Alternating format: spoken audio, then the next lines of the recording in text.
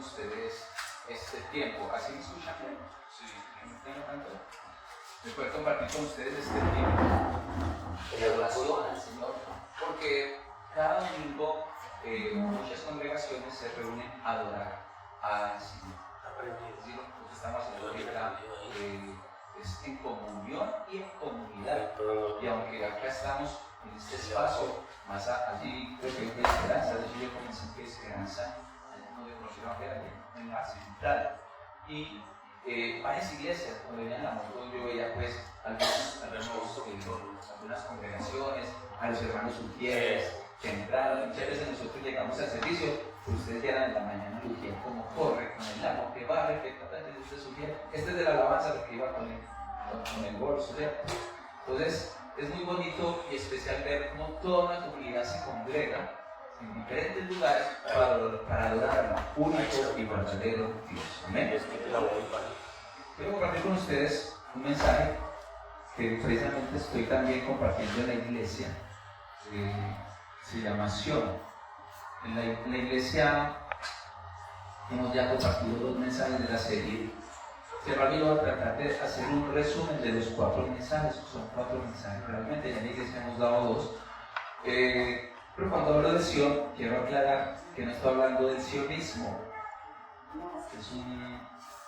Es una situación más política, más geopolítica, es una situación más allá de la nación como tal de Israel, que quiere establecer el pueblo de Israel en un solo lugar. Eso incluso sabemos que ha generado muchas guerras, y desde por allá de 1947 fue que se estableció la nación de Israel.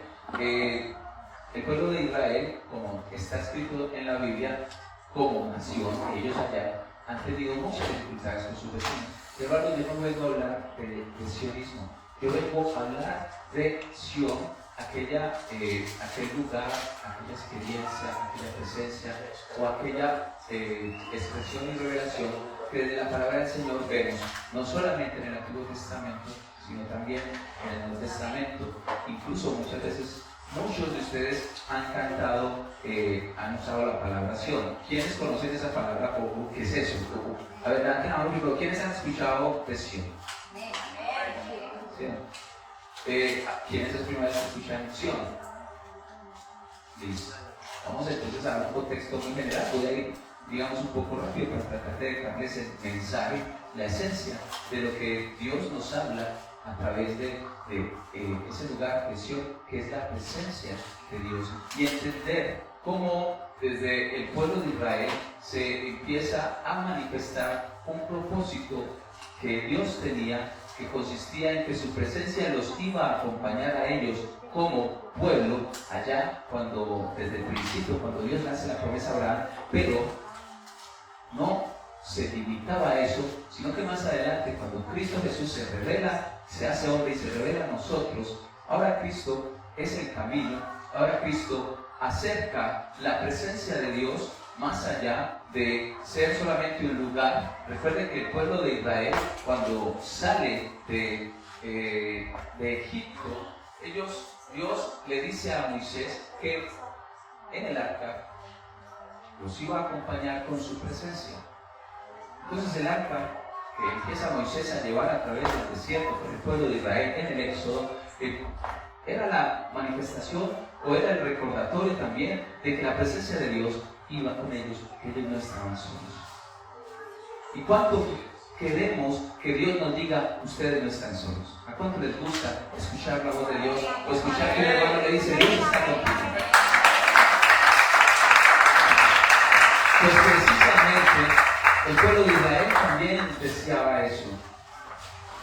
Luego del tabernáculo, la tienda de campaña, ya Moisés establece el tabernáculo y sigue siendo un lugar especial, pero no era un lugar especial la tienda de campaña que llevaba por el desierto. En sí mismo no era un lugar especial el tabernáculo. ¿Qué lo hacía especial?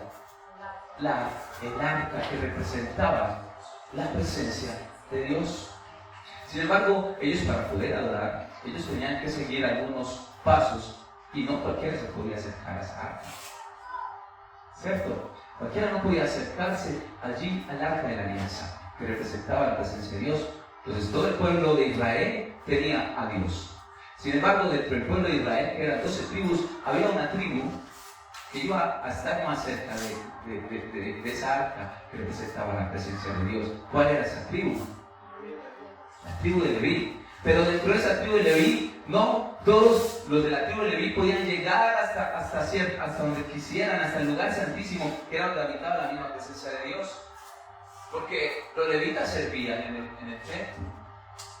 Recuerde que después del tabernáculo, ahora David quiere edificar el templo para poner el arca allí, pero Dios le dice, tú no lo vas a hacer. Y tú derramaste sangre. Recuerde que David, un hombre conforme al corazón de Dios, pero fue un hombre.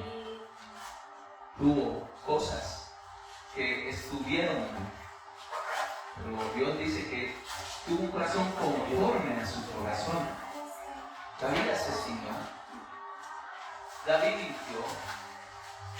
David hizo poner a uno de sus hombres más fieles delante del campo de batalla, y cuando estaban en medio de la batalla, literalmente en la palabra del Señor expresa que él dice, cuando acarree lo más fuerte de la batalla, den la orden para que todos retrocedan y vienen a ese hombre, pero para que el pueblo enemigo lo mate. El pueblo enemigo, aquel pueblo del cual ese hombre, como víctima, estaba defendiendo al rey David. Entonces, cuando nos ponemos a ver a David, hombre conforme al corazón de Dios, pero que hizo esas cosas, uno dice, uy, David arrepiente. Piensa uno. Por eso nos habla de gracia desde allá. Nos empieza a hablar de gracia. ¿Sabes, iglesia? Algo muy especial. Aunque David no pudo hacer el templo de Dios, edificarlo, él recogió material y Dios le dijo, pero yo voy a dejar que sea tu descendencia la que levante ese templo, donde va a habitar mi presencia para el pueblo de Israel. Salomón edifica el templo y dice que no había lugar más glorioso, que incluso venían reyes de otras naciones para ver esa maravilla de ese templo. Nosotros hoy pensamos en un lugar de cualquier país que usted quiera ir a conocer. Piense en ese lugar o en esa maravilla o en eso que te llame la atención. Yo quiero ir a conocer las pirámides, yo quiero ir, yo no sé, pero algo así era lo que se escuchaba entre las naciones acerca de un templo que decía contener la presencia de Dios del pueblo de Israel. Entonces tuvimos la tienda que llevó Moisés con Aarón, su hermano, como sacerdote, a través del desierto. Ahí iba la presencia del Señor. Tenemos luego el tabernáculo, cuando ya se puede establecer ese tabernáculo de alguna manera, ahí está la presencia de Dios. Luego, David, como no puede hacer el templo, dice que él levanta una tienda también, y coloca allí también esa arca que representa la presencia del Señor. Luego Salomón ya lo establece como había sido el mandato, porque ya Salomón estaba en un reino próspero y pudieron lograr de alguna manera lo que visualmente, humanamente, presupuestalmente se quería para un templo que diera gloria a ese Dios grande del pueblo de. Pero cuando vamos al libro de Amós, dice la palabra del Señor que de esos 4 lugares les acabo de mencionar o de resumir, había un lugar que Dios quería reedificar. ¿Cuál era? La profecía de Amós dice que el tabernáculo caído de David es el que el Señor quiere levantar. ¿Sabes cuál era la diferencia del tabernáculo de David con relación a los otros que también fueron por ordenanza de Dios? Que David se acercaba y adoraba. David se acercaba y alababa. No solamente había sacrificios. En el tabernáculo, los sacerdotes, los levitas, tenían que hacer sacrificios, a tal punto que el único que podía entrar cada año era el sumo sacerdote. Entonces el pueblo de Israel se acercaba hasta cierta parte. Supongamos acá el arca está en el altar, y siempre le doy la espalda. El pueblo podía acercarse hasta acá. Luego todo ese pueblo hay 12 tribus, la tribu de Leví y la tribu sacerdotal. Entonces los levitas podían acercarse hasta acá. De esos levitas, había también otro grupo más consagrado también, que debía cumplir también ciertas características, y de esos levitas, esos salían los sacerdotes, que se podían acercar un poco más. Pero de esos sacerdotes solo había una persona, que es el sumo sacerdote, que podía entrar y tenía que hacer una serie de purificaciones y de rituales para poder entrar a la presencia del Señor, porque si no, moría. La palabra del Señor en Hebreos, el libro de Hebreos nos revela todo lo que sucede en el Antiguo Testamento, nos da claridad de lo que era sombra de Cristo Jesús. Hoy en día, por eso Hebreos dice que Cristo Jesús es nuestro sumo sacerdote. Una vez y para siempre. ¿Y por qué el tabernáculo caído de David? Porque precisamente, recuerde allá, cuando Jesús está en el templo, rodeado de discípulos, rodeado de personas que querían escuchar, también rodeado de personas que querían ir a comer pescado, pero también había allí personas que querían ir a generar conflicto y problema, fariseos, saduceos. Todas estas personas también de la autoridad romana, militarmente hablando, escuchando a ver qué decía, a ver si estaba promoviendo revolución social. O para los religiosos, a ver si estaba promoviendo algo que estuviera en contra de lo que ellos tenían establecido como religión. Incluso defendiendo, según ellos, la ley de Moisés, y la cumplían. Porque por eso Jesús, cuando confronta a los fariseos también en otra ocasión, Él les dice, es que ustedes cumplen todos los mandamientos y diezman hasta lo más pequeño. Pero Jesús empieza a revelarnos. Cuando Él se acerca al hombre, se hace hombre de hecho, a revelarnos cuál es la condición de la relación que Dios quiere desde su corazón para con el hombre. Y Dios no quiere rituales. Dios dice, no, yo no quiero sacrificios, yo quiero obediencia. Yo no quiero sacrificios, yo quiero misericordia. Esa obediencia la adquirimos escuchándolo, porque si yo no sé qué quiere el Señor, yo no sé qué le voy a obedecer. Y lo escuchamos a través de su palabra. Ya lo vamos a ver. Entonces Jesús, en una de esas situaciones donde está conversando con todas las personas que se le acercaban, Él dice, ese templo, si ustedes derriban este templo, yo lo levantaré en 3 días. Un templo que a ellos, según el entendimiento de ellos, había durado 40 años para edificarlo. Pero Jesús no les estaba hablando de ese templo hecho por manos, en el cual dice la palabra del Señor. Dios dice, habitaré yo en el templo hecho por manos de hombres. Si la tierra es el estado de mis pies. Amén, amén. Pues sabes, iglesia, Jesús está revelando que Él está abriendo el camino como sumo sacerdote, como sacrificio perfecto una vez y para siempre, para que ya no haya que hacer nuevos rituales. Y Él decía que era necesario morir e irse para enviarnos al Espíritu Santo, que nos enseñaría todas las cosas y habitaría con nosotros y nos recordaría todo lo que Jesús nos dijo. Amén. Y que de esa manera, cuando morimos a nosotros para que Cristo nazca en nuestra vida, Él habita en nosotros con su Espíritu Santo, y cuando su Espíritu Santo está en nosotros, es su presencia la que está en nosotros. Entonces ahora esa presencia, como esos lugares que no eran especiales ni en la tienda ni en el tabernáculo en sí mismos, el templo en sí mismo no era especial, esos lugares eran hechos especiales porque la presencia de Dios estaba allí. Y hoy la presencia de Dios habita en nosotros, dice Pablo. Él dice, ¿acaso ustedes ignoran que ustedes son templo del Espíritu Santo de Dios? Entonces esa presencia que primero era geográfica, ahora es una presencia permanente para aquellos que no han recibido a Jesús como Señor y Salvador. Por eso nosotros podemos entrar confiadamente al trono de la gracia y podemos venir reiteradamente ante el Señor. Vamos a entrar, esta es la introducción. Hasta las 11. Listo. Bueno, allá dio la pista. Ahorita les comparto una canción. Entonces el mensaje se llama Quiero habitar en Sion. Quiero habitar en Sion.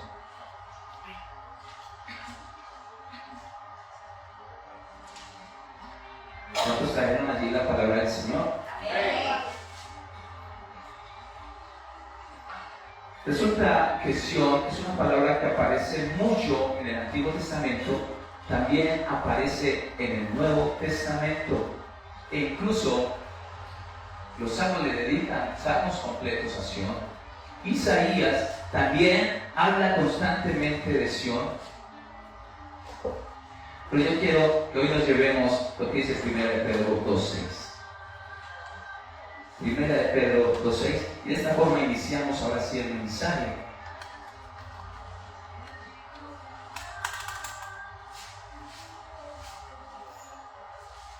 Pedro, ahí está la pantalla. Capítulo 2, versículo 6. Vemos con la bendición del Padre, del Hijo y del Espíritu Santo.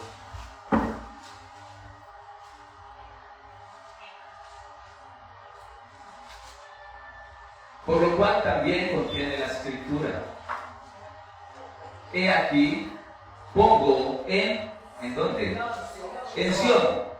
Lo que pasa es que a veces nosotros estamos leyendo la palabra y muchas veces dejamos pasar algunas palabras que no entendemos. Y a veces nos da quizá el afán de terminar el versículo y se nos quedan palabras. Pero la Biblia es un libro que tiene un límite de páginas. Pero es un libro que nos habla desde la eternidad y nos habla para la eternidad. Entonces la Biblia, una palabra que tenga allí, no es una palabra que usted y yo podamos dar por sentada o restarle importancia. Porque todo lo que contiene este libro está estableciendo lo que Dios hizo, lo que Dios está haciendo y lo que Dios va a hacer. Entonces el llamado, iglesia, es cuando veas una palabra rara, ve y averigua qué es Sion, eso qué significa. Entonces Pedro dice, pongo en Sion la principal piedra del ángulo. ¿Quién es la piedra angular? Cristo. Cristo es la piedra, Cristo es la roca. Amén. ¿Sabes un dato de Sion? Sion es un monte que actualmente existe todavía y no ha sido conmovido. Amén. Y Sion es pura piedra. Sion es roca. Así es. Presenta la firmeza de aquellos que hemos establecido nuestras vidas sobre la roca, que es Cristo Jesús. Amén. Entonces en Sion, ¿qué hay? Firmeza. ¿Qué hay en Sion? Fortaleza. Y lo vamos a seguir estudiando. Continúa diciendo Pedro que además de que en Sion está la piedra angular, que es Jesús, esa piedra es escogida. ¿Se acuerdan cuando les mencionaba ahorita que del pueblo de Israel Dios escogió una tribu que era Leví? ¿Y se acuerdan que esa tribu de Leví Dios escogió a quiénes? A los sacerdotes. ¿Y se acuerdan que de los sacerdotes Dios escogió a quiénes? Al sumo sacerdote. Y que cada uno tenía un acceso más allá dentro del tabernáculo o dentro del templo, según el momento histórico. Pero ¿qué es mejor que un sumo sacerdote que cada año tiene que purificarse? Porque si no, allá quedaba fundido. Un sumo sacerdote una vez y para siempre. Es decir, Jesús es el escogido entre los escogidos. Piedra angular, escogido entre los escogidos.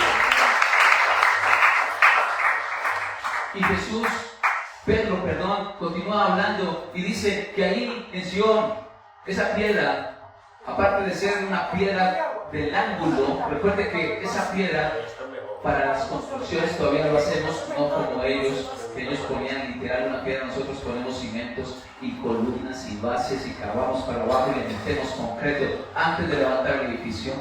Ellos ponían una piedra. Entonces Cristo es la piedra de la iglesia, el fundamento de la iglesia es Jesús. Jesús dice, sobre esta roca edificaré la iglesia. No sobre Pedro, que es la iglesia católica, que es lo que ellos reclaman. Ahora, también dice la palabra acá Primera de Pedro, el versículo que estamos leyendo, que esa piedra es preciosa. Dice la palabra de Dios que la gracia se derramó sobre el Señor y que no hay nadie más hermoso entre los hijos de los hombres. Así es. Y esa no es una gracia visual, porque recuerde que Él fue desfigurado en la cruz del Calvario. Amén.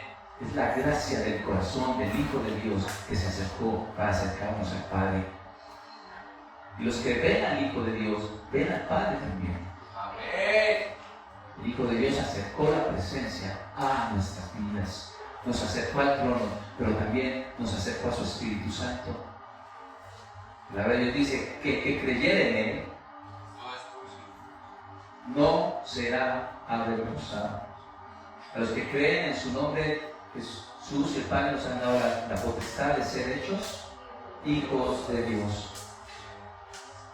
La relación que el Padre tiene con el hombre no es una relación lejana ni de rituales vacíos.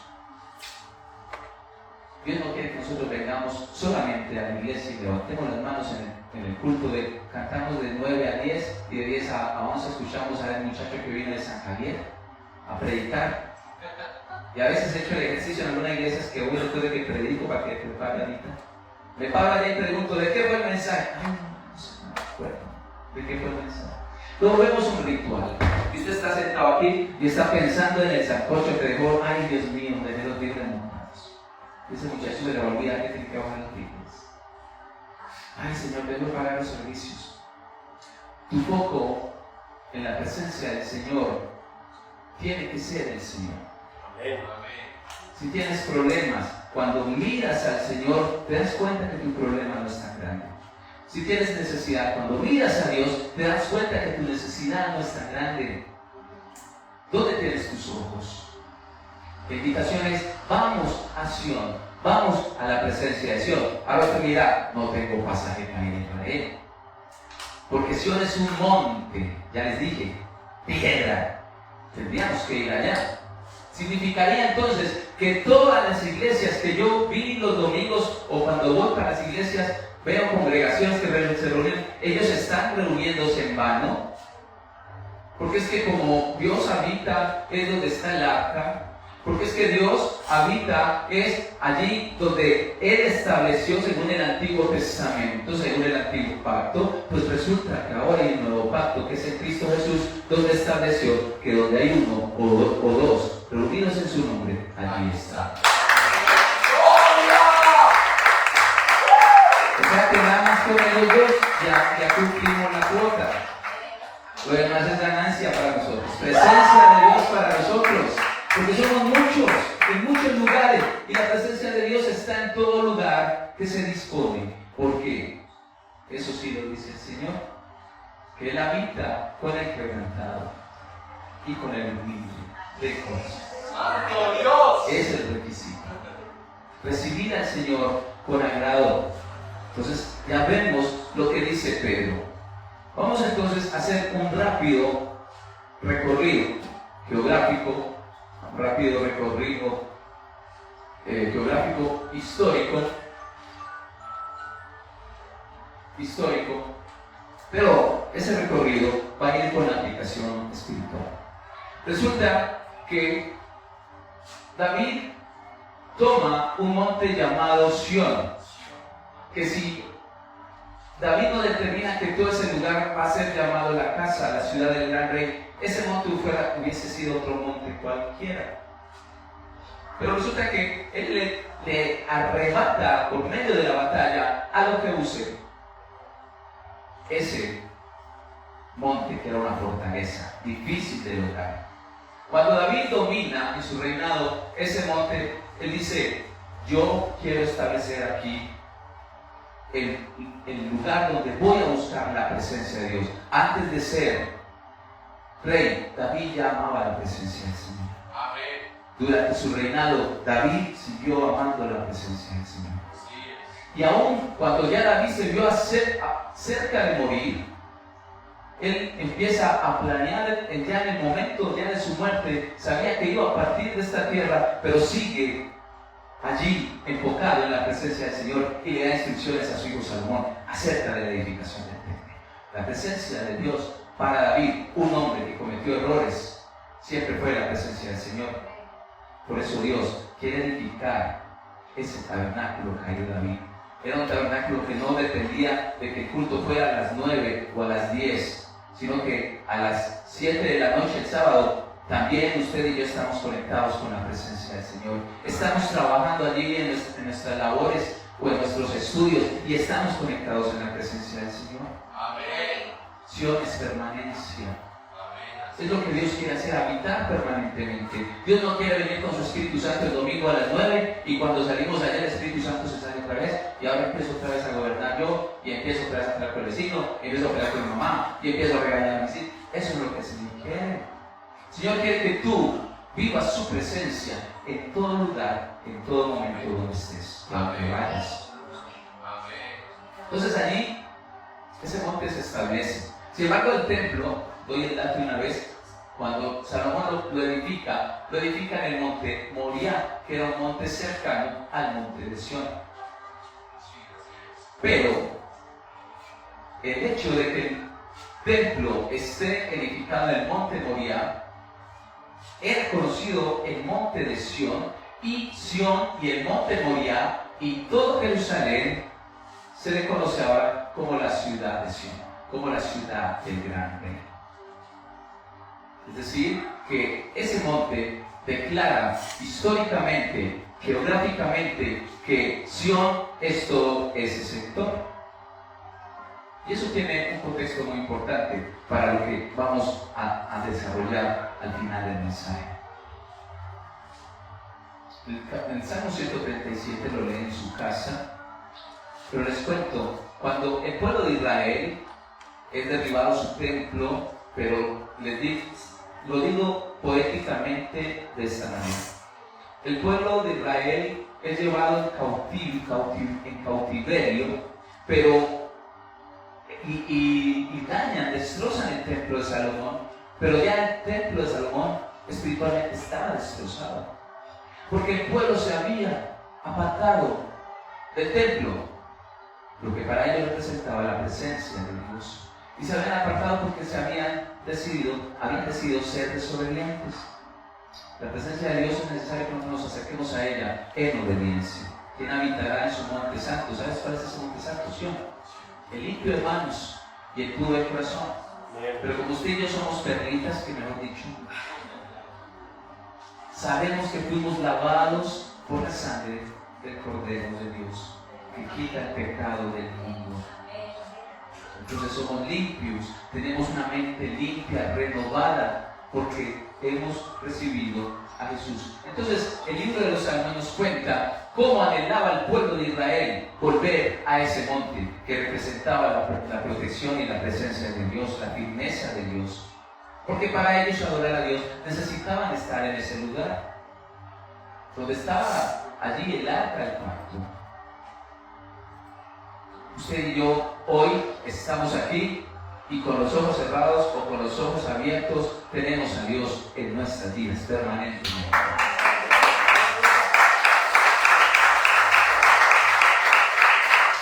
Si leemos ese Salmo 137, el salmista dice que ellos lloraban anhelando regresar. Y nosotros hoy tenemos la bendición de que Cristo habita en nuestras vidas con su Espíritu Santo. Y nosotros desaprendemos y le damos a veces tan poco valor a la presencia de Dios en nuestras vidas. Ellos tenían que ir literalmente, subir a un monte. Y ahora en cautiverio no lo podían hacer. Y ese salmo es un salmo triste, pero al mismo tiempo esperanzador. En Sión también lo vemos en Apocalipsis, capítulo 14. Es la palabra del Señor, que ahí desciende el Cordero y que ahí se va a reunir con los 144,000. O sea que Sión es un lugar de encuentro. Amén. Presencia, fortaleza, encuentro. Usted dirá, ¿y qué tiene que ver Sión con Jesucristo? Ya lo leímos en Pedro.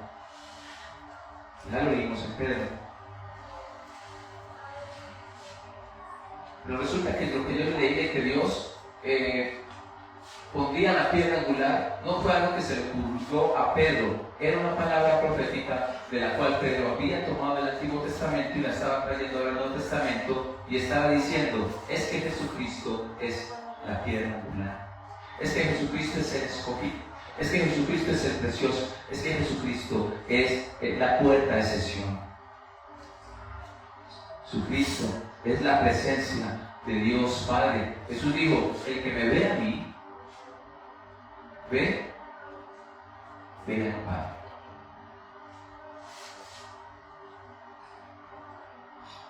Ahora, hay una nueva acción que se establece en Apocalipsis 14.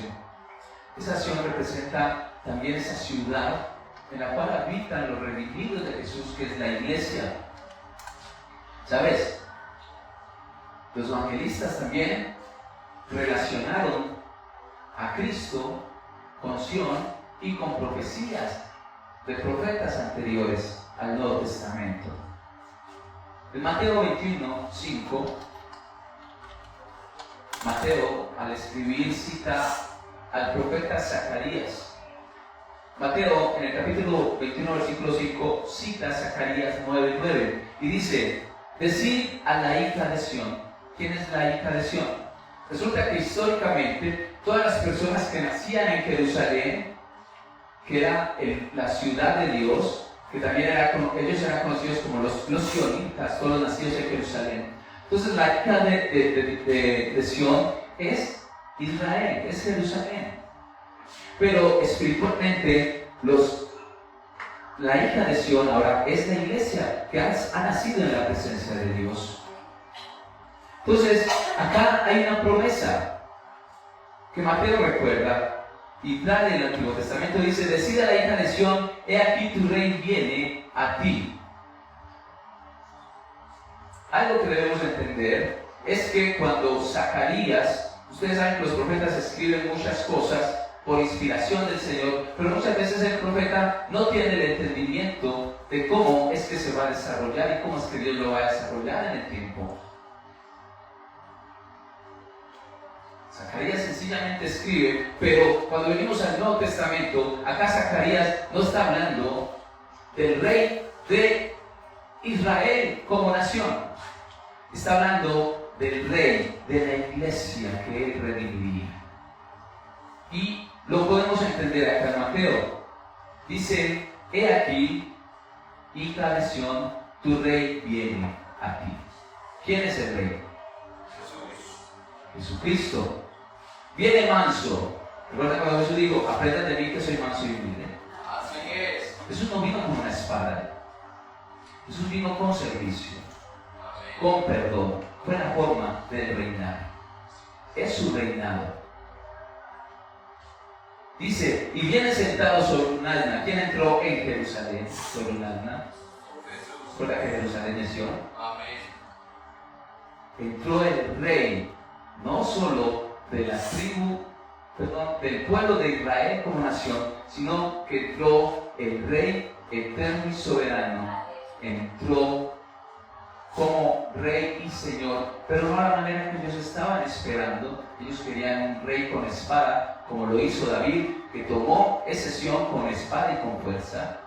Ellos querían un rey que viniera y enfrentara al imperio romano, a los ejércitos romanos y los liberara. Ellos también querían un rey que metiera la mano allí entre los fariseos, entre las autoridades religiosas que habían vuelto eso un negocio. Ellos querían, como nación, querían un orden que no los oprimiera militarmente, políticamente, socialmente ni religiosamente. Y eso lo hizo Jesús, pero no como ellos estaban esperando. Jesús viene manso, humilde, ni siquiera en un pollino, en un animalito de esto. Ese es nuestro rey. Por eso es que a Dios le gusta que aquellos que quieran buscar su presencia y que entren a habitar, lo reciban en esa misma condición. Él dice, aprendan de mí, que soy manso y humilde.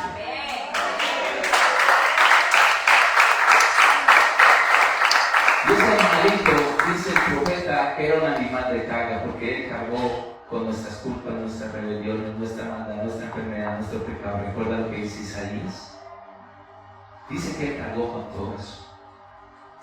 Jesús vino en servicio para nosotros. Y para recibirle, hay que recibirle con humildad y con un corazón quebrantado. Él se presenta ante el pueblo como el verdadero rey de Sion. Rompe toda expectativa política. Él no llega como un guerrero militar en un caballo que lo pudo haber hecho. Él ha entrado a nosotros, a nuestras vidas. Por eso es necesario que nosotros abramos nuestro corazón y que Él entre, no allá en Jerusalén, sino que entra en nuestras vidas y ahora nosotros seamos ese lugar de comunión con el Señor. Ahora, ¿cuál es esa transición de la acción física a la acción espiritual? Vamos a Hebreos. Vamos primero a Juan capítulo 4, 21, 24. En Juan capítulo 4, 21, 24, el contexto ahorita se lo compartí al grupo de alabanza. Rápidamente, era que estaba hablando Jesús con la mujer samaritana allí en el pozo. Y Jesús le pide algo. Eso era prohibido por todas partes.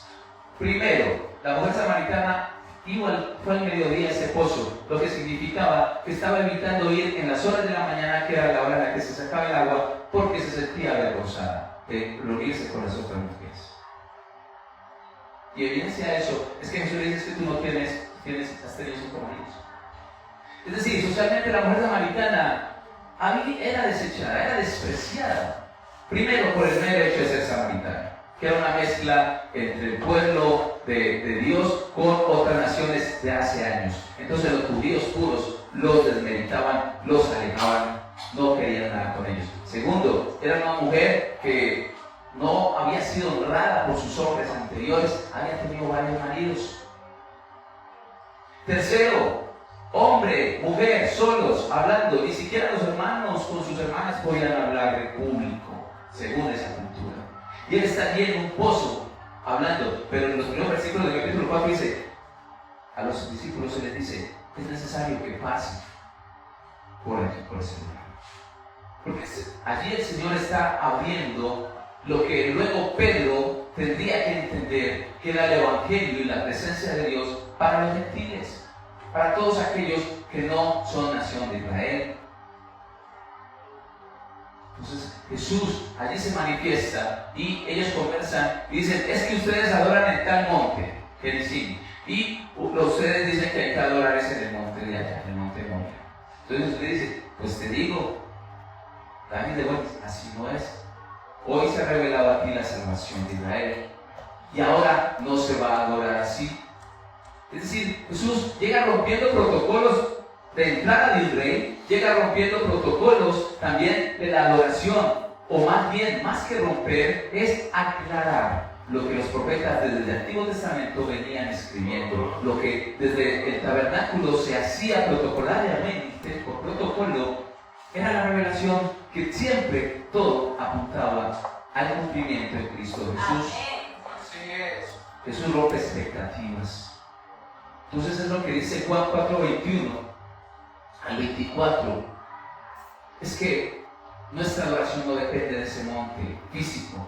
Nuestra adoración ahora está directamente en nuestras vidas y que esa adoración sería en espíritu y en verdad, porque es verdad, los israelitas cumplían con todos los protocolos, los fariseos lo hacían, pero su corazón estaba lejos de Dios. Por eso es que él denuncia y dice, este pueblo de labios me honra, pero su corazón está lejos de mí. La oración que Dios quiere es una relación en espíritu, una relación en verdad, una comunión verdadera. Ahora sí, Hebreos 12, 22, 24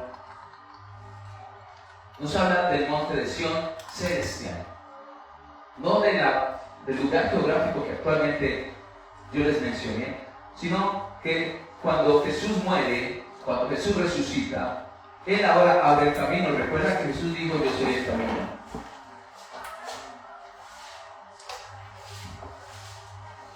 Recuerda cuando el salmista David escribía, correré a la piedra que es más alta que yo. Estaba hablando de Sión, pero no porque Sión fuera una piedra, sino porque Sión representaba para el salmista David la presencia y la seguridad de Dios. Entonces, Hebreo dice, os habéis acercado al monte de Sión, a la ciudad del Dios vivo, Jerusalén la celestial, a la compañía de muchos millares de ángeles. Usted, cuando empieza a leer, voy a volverme. Recuerde lo que dice Apocalipsis acerca de la adoración celestial y acerca de la adoración de los redimidos. Prácticamente, Hebreos está conectando ese lugar de adoración del Antiguo Testamento, ahora durante el texto redactado en Hebreos, pero también con la adoración eterna una vez el Cordero recibe la autoridad. Dice: os habéis acercado al monte de Sión, que sabemos que representa la presencia de Dios, a la ciudad del Dios vivo. Ese monte de Sión pasó a llamarse, como era el lugar que David amaba estar, por eso David decía: prefiero un rincón en la casa de Dios que 1000 años lejos de él. Una cosa me mandaba que vayas a buscaré, y esté yo con mi Dios todos los días de mi vida. Entonces David todos los días iba a buscar ese monte, porque era la presencia del Señor. Iba tanto allí que ese lugar se empezó a llamar la ciudad del rey. Pero como ahora las naciones venían a adorar a ese lugar también, como lo hacía el rey de esa nación, ahora ya también lo declaraban la ciudad del gran rey. ¿Y quién es el gran rey? No es David. Cristo es el rey de reyes.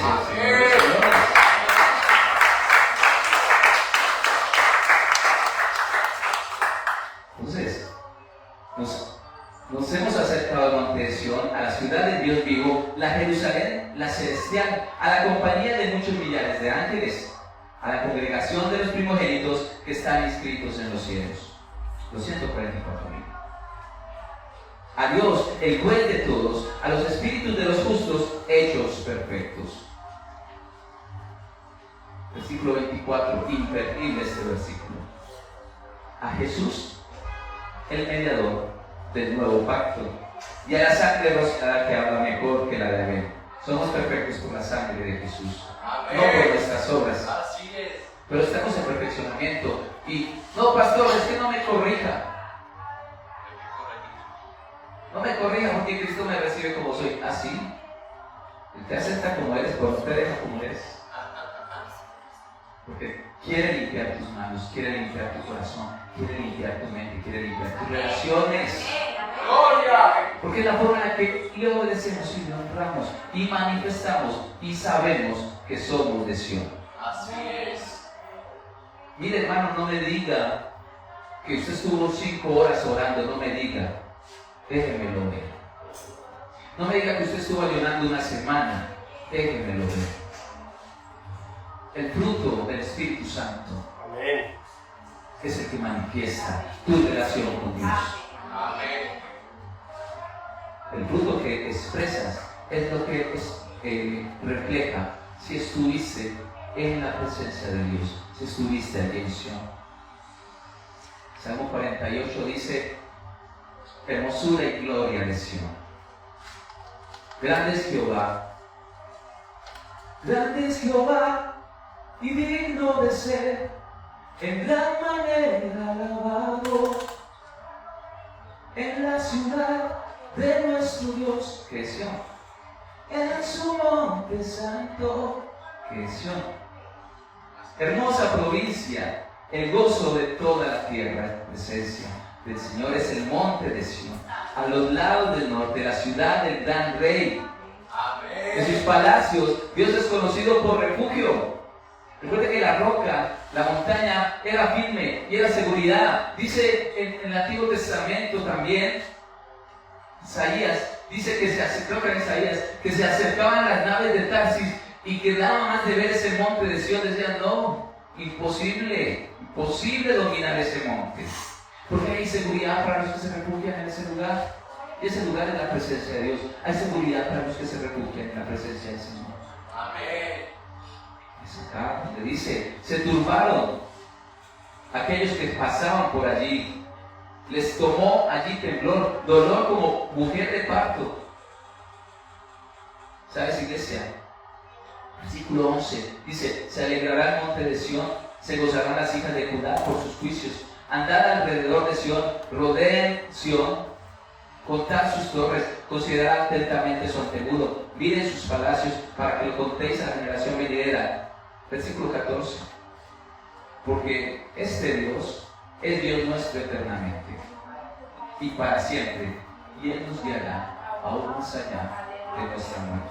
La presencia de Dios no se acaba cuando se acaba el culto. La presencia de Dios no se acaba cuando nos morimos. La presencia de Dios es para siempre. Por eso es que David no le importaba su reino. ¿Saben qué fue lo que le dijo el profeta Natán a David cuando pecó? Le dijo que Dios le quitaba su trono, le dijo un montón de cosas. ¿Por qué clamó David? ¿Por el trono? ¿Por los reinos? ¿Por los caballos? Digo, no apartes de mí tu presencia.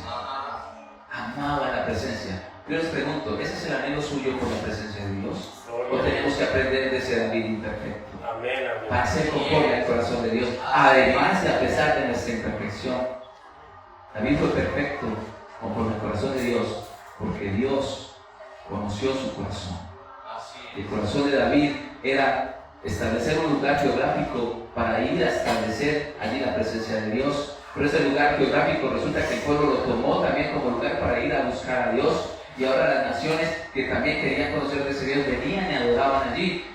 Y en el templo, en el tabernáculo del rey de Moisés, y en el tabernáculo de Salomón podían acercarse las demás naciones.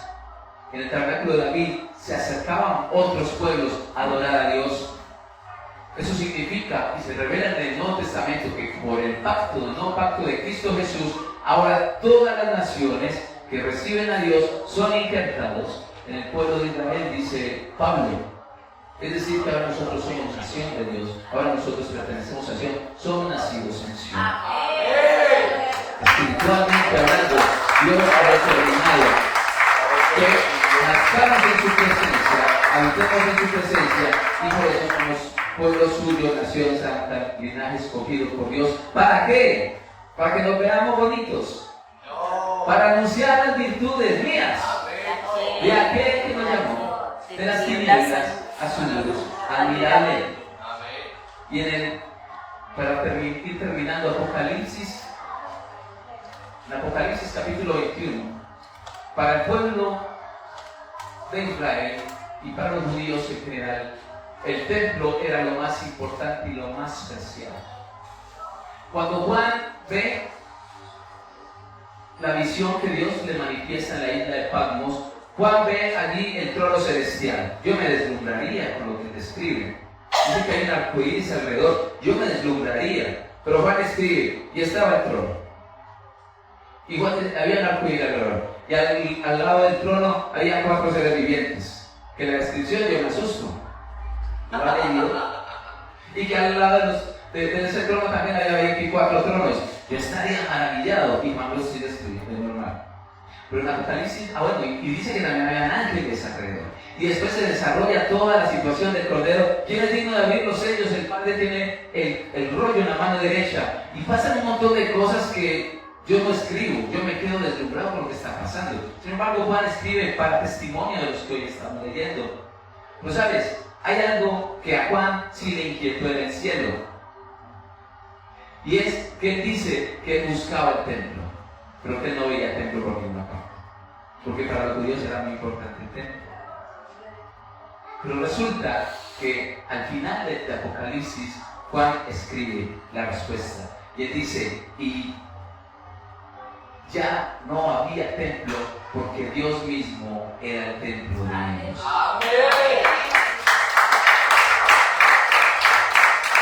Dios se paseaba con Adán y Eva.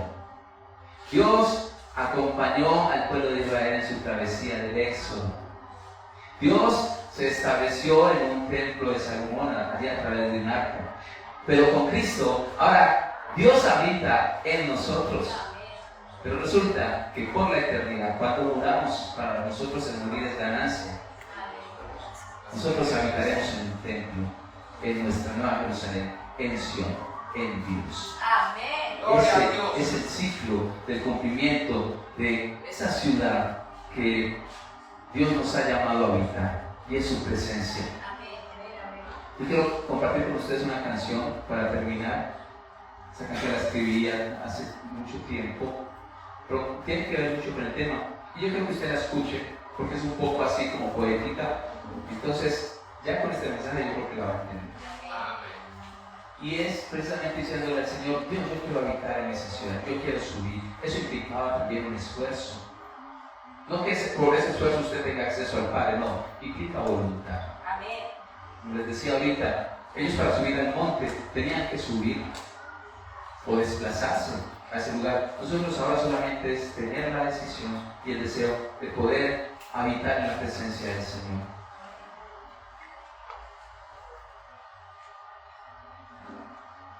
Isaías 2:12 dice: acontecerá en los postreros de los tiempos que será confirmado el monte de la casa de Jehová como cabeza de los montes, y correrán a él todas las naciones. Hoy Colombia se está reuniendo en una iglesia, estamos corriendo a él. En Perú se están reuniendo a adorar al Señor. Todas las naciones correrán, pero no a ese monte de Israel, sino a la presencia de Dios. Y vendrán muchos pueblos y dirán: vengan y subamos al monte de Dios, porque de Sión saldrá aquel que gobierna la ley, y de Jerusalén saldrá la palabra de Jehová. ¿Quién es la palabra? Cristo es el verbo hecho carne. Vamos a adorar al Señor. Te invito a que te pongas de pie y cierres un momento de tus ojos. En esta canción le vamos a decir al Señor que yo quiero habitar en esa Morada Santa, que queremos subir a su presencia espiritual, a su presencia, ese monte de Sión, representado en Cristo Jesús, la piedra angular. Dios, quiero habitar en tu morada santa, Sión, ciudad de la ley, donde mi alma clama a ti. Allí quiero estar y desprenderme entre tus brazos y cantar. Oh Señor, yo quiero habitar en Sion, yo quiero subir a Sion y allí contemplar tu rostro. Allí quiero estar y desprenderme entre tus brazos y adorar, oh Señor. Allí quiero estar. Dios, quiero habitar en tu morada santa, Sion, ciudad del gran Rey, donde mi alma cantará para ti. ¿Cuántos quieren ir al cielo y adorar al Señor? Desde acá puedes hacerlo, desde la tierra, iglesia preciosa. Tú ya habitas en la presencia del Señor, porque Él habita por su presencia y su Espíritu Santo en tu vida. Oh Señor, te adoramos. Señor, queremos decirte que así como David anhelaba tus moradas eternas y adorarte siempre, así queremos adorarte y permanecer en adoración, rendidos ante tu altar, ante tu presencia, donde tú gobiernes y llenes nuestras vidas. ¿Qué le dices al Señor? Yo quiero habitar en Sion. Yo quiero habitar en Sion. Yo quiero subir a Sion y allí contemplar tu rostro, tu rostro. Dile: yo quiero habitar. Yo quiero habitar en Sion. Yo quiero subir a Sion y allí contemplar tu rostro. Allí quiero estar. Levanta tus manos, dile: Señor, allí quiero estar. Allí quiero estar en tu presencia, habitar por siempre, Señor, en tu presencia. Te bendecimos, Señor. Reconocemos la bondad de tu corazón al acercarte a nosotros, hombres pecadores. Nos limpiaste, nos lavaste, has puesto nuevas vestiduras en nosotros. nos has llamado a tu mesa. Queremos acercarnos sin culpa, pero también queremos acercarnos con reverencia. Queremos acercarnos como siervos, pero también queremos acercarnos como hijos. Señor, porque tú eres todo para nosotros, eres nuestro Padre, eres nuestro Rey, eres nuestro Señor, eres nuestro Salvador. Bendecimos tu nombre y te damos gracias porque tu presencia habita en aquellos que están dispuestos a recibir. En el nombre de Cristo Jesús. Amén.